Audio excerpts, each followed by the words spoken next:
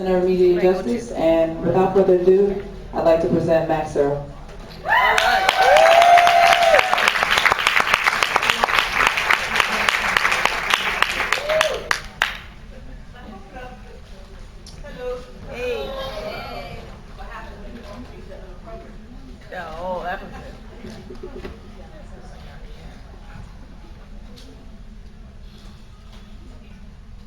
I was thinking about what I could say to all of you today. And I'm going to start off by sharing a piece that I wrote a while ago called The Redemption of My Criminal Body. And then we can talk, yes? Yes. All right. Run, run, my mama said, Mona, run, beautiful, butch and black, welcome the native son. Run, run, my mama said, Mona, run, beautiful, butch and black, welcome the native son. Oh, pirates, yes, they ride by. This black woman's body I got, been cannon shot, and systematically spread over centuries of dead gospel lines with living truth. The way I hurt is living proof that I was raped as a child, but still, I'd rather be 9 so I could be 3 sides of 3 dimensions at the same time.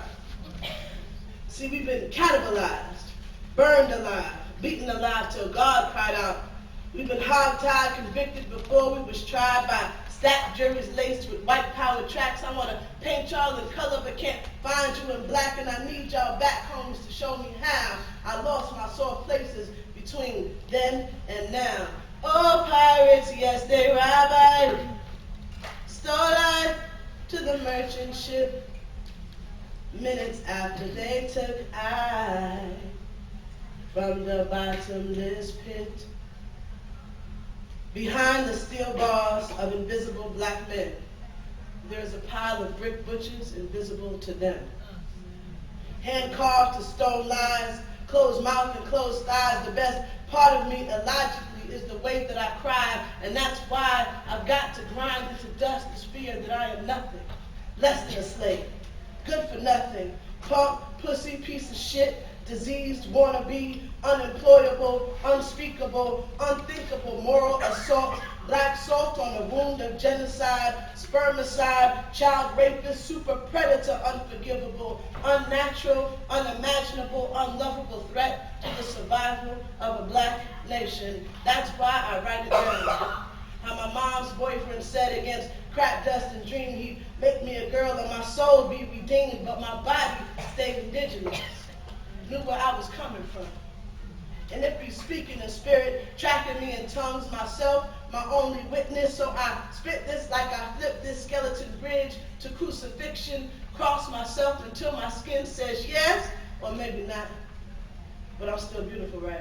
Yeah. Like, when I was 12, caged by braces and breasts, eating the wind, stroking double Dutch scars and smoking cess. But even as my body swallowed that shame, that wild child on road and straight lines remained, like hurt feelings after a fight. So I took it upon myself to put my name up in lights, well, not lights exactly, but bright red graffiti. There's something about being butch and black in a nation that can't see in 3D that turns you kind of hieroglyphic. Makes you linger like blood on brick, like a ride that won't get out your eyes, get stuck till you can only smile in questions, till you smoke to stop fidgeting in these riddling times, because everything, especially childhood, moves so fast, but my hands were made strong. See, we've been thrown back like bait, put on Front Street for scapegoaters who hate those that ate their weight in gender pyramid schemes, then decided one day against all odds to dream. Just because they handcuffed our fate to barbed wire borders don't mean we can't be like Asada and escape here. West Indian slave trade triangulated my family into 3 generations of kids with no daddies, daughters with no hymens, bones with bad breaks, babies scratched like records on turntables, state violence turned personal, straight violence, straight wailing till we are barely alive between prison stats, mental hospitals, child abuse, and murdered facts. How many black studs do you think survive? I mean, really survive. While the shock spreads from the block to hip hop like hot rain, I stay trying to be tender, but best believe I know pain. 1 gun, 2 guns, 3 guns, 4. Centuries of ricochet, violence knocking at my door, and like a fool, I let that motherfucker in. Won't you help me sing these songs of freedom?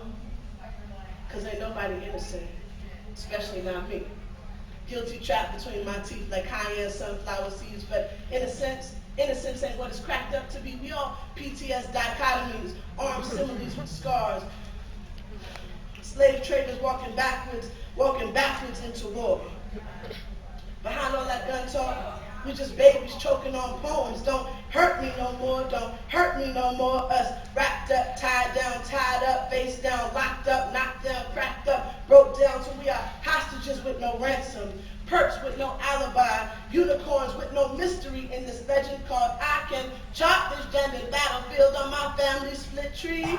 Trace this realigned masculinity from mid-Atlantic travesty to Jamaican colony to slavery to puritanical British hypocrisy to New World Order tragedy. From my grandparents to my moms, from my moms to me, it bleeds. But that's history, not destiny. You can be reborn from solstice to trinity. See, when I let my black fuck my stone, suck the blues from my bone, I get everything I'm owed. My love demands reparation. And for the possibility of authenticity between my baby and me, I'll step out on faith. I'll be David alone. A stone butch, stone thrown, stolen love dead into Goliath's mouth. For life and for death, I'll be Jonah between breaths, detonating the beast, cause all I've ever had were redemption songs. These songs of freedom. And can we talk about freedom for a minute? Yes? Yeah. Okay. Can we talk about what it is to live in a nation that has so manipulated that word? That many believe that simply by joining, by integrating, by sitting at the table of those whose media distorts our image and whose governance denies us our future, that this alone is some kind of guarantee. No.